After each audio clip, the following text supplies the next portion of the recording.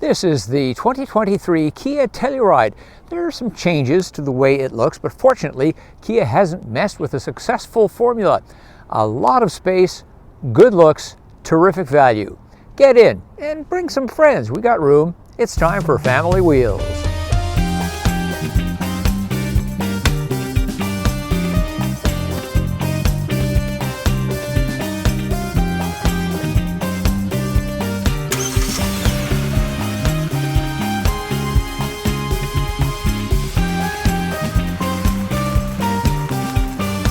As we roll off, a small ask. Give Family Wheels a like. Your likes mean a lot to the success of this channel. And by subscribing, you can click the little bell to be notified when a review drops. Thoughts about this vehicle? Leave a comment. Thanks. Many of the differences between the Telluride and the Palisade are small. However, two are large. And one of them is exterior styling. You're not mistaking one for the other. Palisade has a really big dropped grille up front, and the Telluride here is much more muted, smoothed off look. Both have been given a styling refresh for 2023. That's going to be entirely subjective and up to you.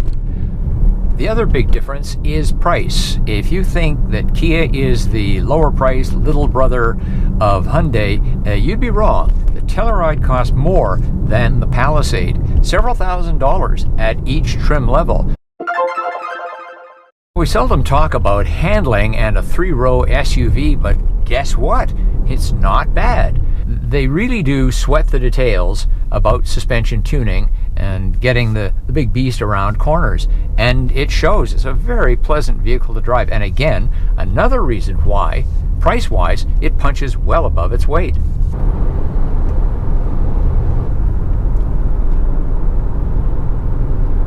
Okay, so we're not loaded up with 7 passengers and a trailer for obvious reasons, but the handling is excellent for a vehicle this big. Let's see if the Telluride has pep. Yeah, it's got plenty of pep.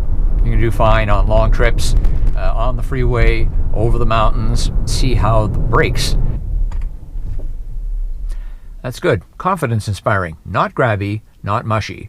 We have 5,000 pounds of towing capability, about what, 2,200 kilograms? And here on the X-Line specification, as well as the X Pro, we have tow mode. There are no engine alternatives for the Telluride. There is no hybrid, and there's no 4-cylinder option. The Hyundai Kia Group make a 4-cylinder 2.5-liter turbo that puts out only 10 fewer horsepower than the engine here, but it's got way more torque. It's got 311 pound-feet of torque, and I wonder why they wouldn't put that in as a more economical alternative. Let's take it down our neighborhood bumpy road, see how it handles the potholes and patches and speed bumps. It does a very good job indeed. This mid-brown interior with the black accents just comes off beautifully, and I'm usually not a fan of fake finishes, but here we have the look of open pore wood, and it's good. And the farther up the trim list you go, the more niceties you get, although some of the lower specs really do have lots of features as well. But here we have, for instance, heated and ventilated seats. It's available on some of the lower trims, wireless charging, USB ports everywhere. And by the way, all but one of the USB ports is Type-C. That's the more modern and faster charging rate kind.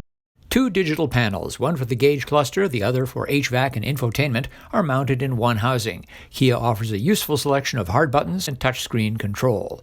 And Kia's sometimes confusing 2 layers of soft buttons in the center is not used in the Telluride. At the higher trim levels of the Telluride, you get an excellent color head-up display, does it all, including a nice little trick where you get warnings about something in your quarter vision area at the rear. There are 2 sunroofs. This one for the front seat occupants opens. Behind, there's a second one that does not open. Of note, though, they both have power sunshades. Sound is by Harman Kardon. It is premium. By the way, Harman Kardon is just one of many audio companies owned by a Korean enterprise, just like Hyundai and Kia.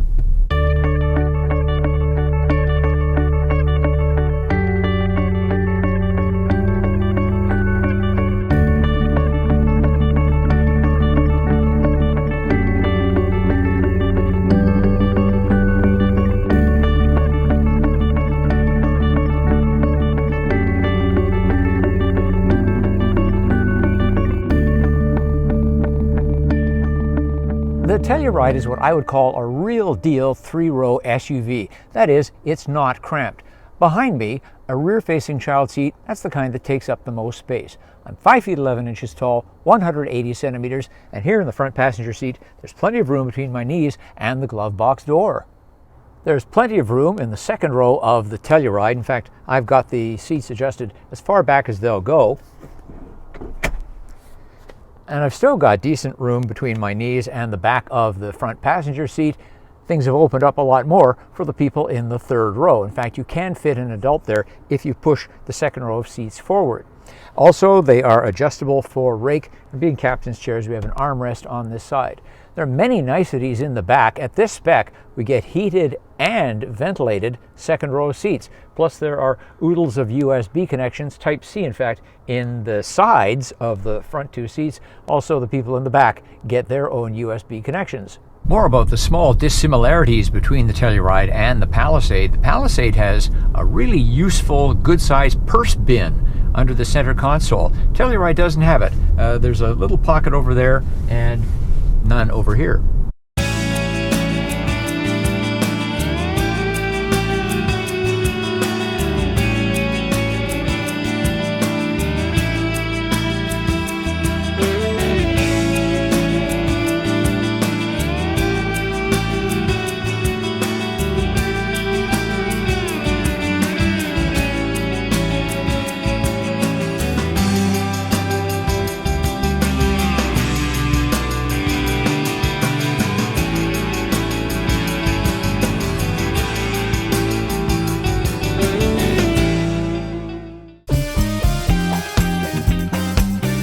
That's our look at the 2023 Kia Telluride. I think it continues to offer lots of space, lots of luxury well above its price point, and decent performance. But what do you think? Leave a comment. As always, thanks for watching, thanks for liking, and thanks for subscribing. I'm Richard Detman, and I'll see you next time on Family Wheels.